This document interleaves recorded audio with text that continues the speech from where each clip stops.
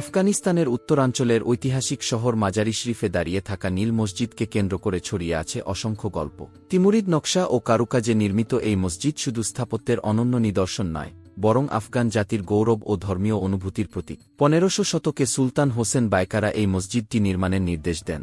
অনেকের বিশ্বাস, এখানেই সমাধিস্থ আছেন ইসলামের চতুর্থ খলিফা আলী ইবনে আবু তালিব। যদিও তার প্রচলিত কবর হিসেবে ইরাকের নাজাফকে ধরা হয়, তবুও মাজারি শরীফের স্থানীয়রা বিশ্বাস করেন এই পবিত্র স্থাপনাই তার কবর। মসজিদটি গড়ে ওঠে তিমুরিদ যুগের শিল্প ও সংস্কৃতির এক উজ্জ্বল সাক্ষ্য হিসেবে। এর নীলাভ টাইলস, দৃষ্টিনন্দন ক্যালিগ্রাফি ও মনোমুগ্ধকর গম্বুজ আজও দর্শনার্থীদের বিমোহিত করে রাখে।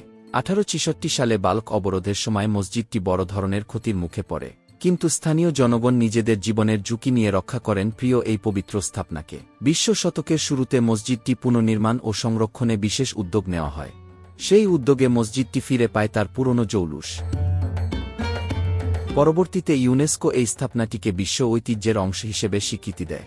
মসজিদের বিশাল প্রাঙ্গণ, ঝরনা, পায়রা নীর আর রোদে ঝলমলে নীল টাইলস একে করে তুলেছে মনোমুগ্ধকর। সূর্যের আলো যখন এর নীল টাইলসে পড়ে, তখন পুরো জায়গাটি নীলাভ আলোর মায়ে মোহিত হয়ে ওঠে। দর্শনার্থীরা বলেন, এখানে এক ধরনের আত্মিক প্রশান্তি ও প্রশান্ত বাতাস অনুভূত হয়। মসজিদের মূল আকর্ষণগুলোর মধ্যে রয়েছে নীল টাইলসের অপূর্ব কারুকাজ, প্রশস্ত আঙিনা ও ফোয়ারা, মনোমুগ্ধকর ক্যালিগ্রাফি, সুউচ্চ মিনার ও গম্বুজ, শান্ত ও আধ্যাত্মিক পরিবেশ। মসজিদটি শুধু একটি ধর্মীয় স্থাপনা নয়, বরং আফগান জাতির স্থিতিশীলতা, গৌরব ও সহিষ্ণুতার প্রতীক।